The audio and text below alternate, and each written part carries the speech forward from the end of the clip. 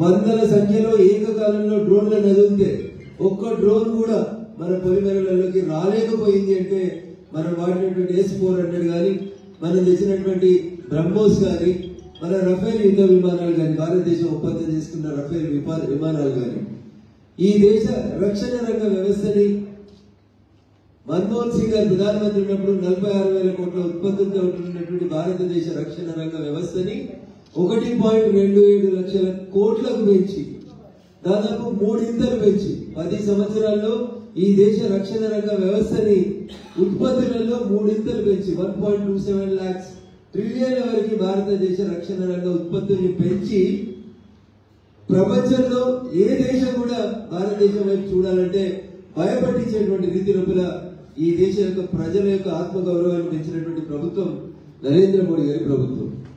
ఈయన చేస్తా ఉంటే కూడా పగోని పంచాంగం చెప్పమంటే పగటి చచ్చిపోయినవి అన్నట్టు కాంగ్రెస్ వాళ్ళు కమ్యూనిస్ట్ వాళ్ళు కొంతమంది అత్యుత్సాహాన్ని చూపిస్తూ భారతదేశం విమానాల్ని పాకిస్తాన్ ఉంచింది అని చెప్పి కొంతమంది సన్నాయి నొక్కులు నొక్కుతున్నారు.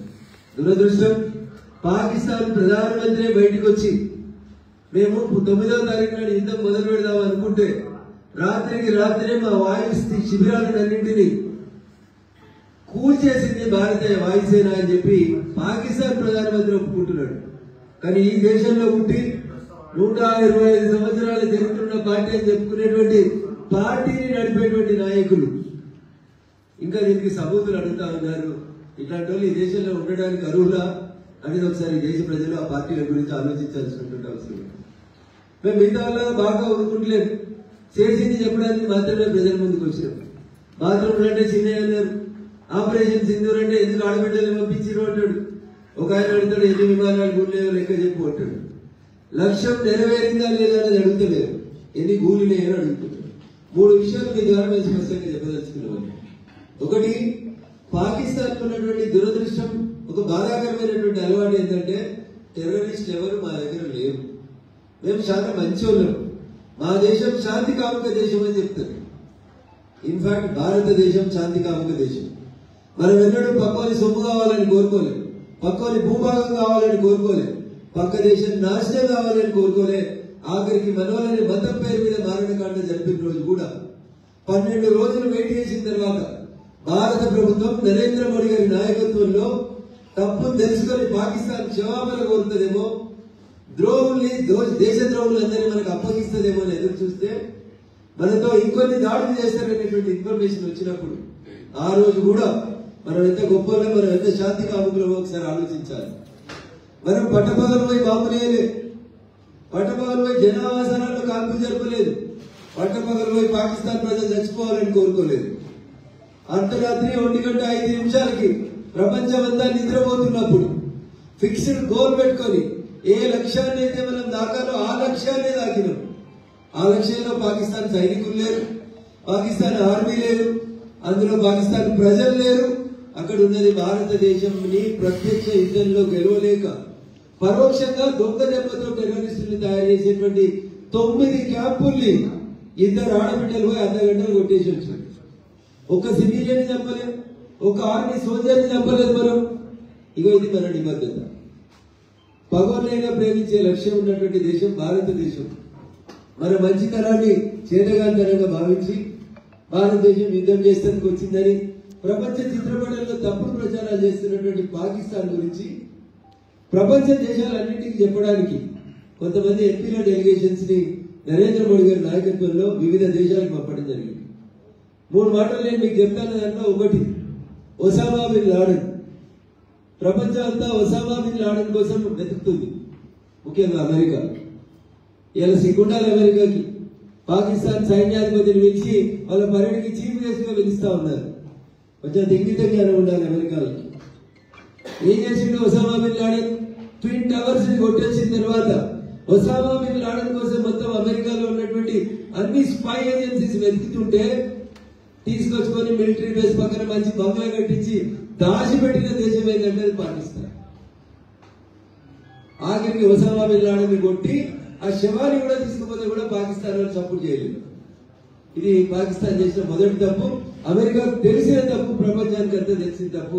తీవ్రవాదాన్ని పాకిస్తాన్ ఎట్లా పెంచి పోషిస్తుంది. మేము ఎప్పుడన్నా చేయలేదు. ముంబైలో తాజ్ హోటల్ మీద దాడులకు వచ్చారు, చేతికి ఇట్లే తాళు కట్టుకొని హిందువులాగానే వచ్చారు. ఒక్కడు దొరికితే దొరికిన ఇంటి అడ్రస్, ఫోన్ అడ్రస్ అన్ని వెతికితే వారి అన్ని అడ్రస్లు పాకిస్తాన్ లో తెలియదు. అయినా పాకిస్తాన్ ఒప్పుకోరు, మేము టెర్రరిస్టులకు సంబంధం లేదని చెప్తారు. ఇది రెండో సాక్ష్యం ప్రపంచం ముందు కనబడింది. మూడో సాక్ష్యం మన పహల్గాంలో జరిగినటువంటి సంఘటన. ఇన్ని దురదృష్టకరమైన సంఘటనలు జరుగుతూ ఉంటే కూడా భారత ప్రభుత్వం, భారత సైన్యం చాలా స్పష్టంగా కేవలం మా దేశం, మా ప్రజలు బాగుండాలి, మేము 2047 కల్లా వికసిత భారత్ ఎట్లా కావాలనేటువంటి ఆలోచనతో మేము ముందుకు పోతా ఉంటే దుర్మార్గంగా ఈ దేశంలో ఉన్నటువంటి ప్రశాంతతను జడగొట్టేందుకు, జమ్మూ కాశ్మీర్ ఆర్థిక వ్యవస్థను చిన్నాభిన్నం చేసేందుకు మూర్ఖంగా వాళ్ళు బిహేవ్ చేస్తా ఉంటే 3.5 దశాబ్దాల తర్వాత ఒక న్యూ ఎడ్యుకేషన్ పాలసీని తీసుకొచ్చి లర్నింగ్ బై డూయింగ్ తో పాటు ప్రజలకి ఈ దేశానికి ఏమవసరమో నలంద లాంటి విశ్వవిద్యాలయాన్ని పునరుద్ధరిస్తూ కొత్త జాతీయ విద్యా విధానాన్ని తీసుకుని వచ్చి నరేంద్ర మోడీ గారి నాయకత్వంలో ప్రజలు ముందుకు పోతా ఉన్నారు. ఈ దేశం సుమారు 73% లిటరసీ రేట్ వరకు ఎదిగింది అంటే అది నరేంద్ర మోడీ గారి నాయకత్వంలోనే జరిగింది. ఇక చాలా మంది రైతుల గురించి మాట్లాడతారు.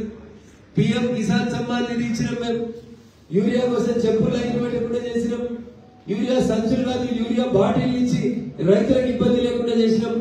ఆఖరికి వ్యవసాయ కూలీలు దొరుకుతలేరనుకుంటే డ్రోన్లతోటి మహిళలు పోయి వాళ్ళ పొలాలలో మందులు పిచికారీ చేసేంత గొప్పగా ఈ దేశాన్ని ఆత్మ నిర్భర భారత్ వైపు నడిపినాడు గౌరవ ప్రధాని నరేంద్ర మోడీ గారు. ఇవన్నీ కూడా ఒక రోజులో రాలేదు. స్టార్టప్లు చేసినాం, మేక్ ఇన్ ఇండియా అన్నాం, డిక్కీ అన్నాం, దళిత పారిశ్రామికవేత్తల సమావేశానికి మీరు ఆశ్చర్యపోతారు మీడియా మిత్రులు.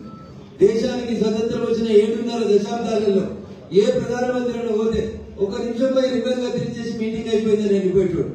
డిక్కీ అని దేశవ్యాప్తంగా ఉన్నటువంటి దళిత పారిశ్రామికవేత్తల్ని ఎంకరేజ్ చేసేటువంటి ఆర్గనైజేషన్ లో ఉదయం నుంచి సాయంత్రం దాకా పార్టిసిపేట్ అయినటువంటి ఒకే ఒక ప్రధాని ఈ దేశంలో గౌరవనీయులు నరేంద్ర మోడీ గారు. అట్లా దళితుల గురించి మాట్లాడినా, స్టార్టప్ల గురించి మాట్లాడినా, రైతన్నల గురించి మాట్లాడినా, యూరియా గురించి మాట్లాడినా, నూతన విద్యా విధానం 2020 గురించి మాట్లాడినా అది మోడీజీ గారి నాయకత్వంలోనే ఈ దేశం లోపల జరిగినటువంటి అభివృద్ధి తప్ప ఇంకొకటి కాదు.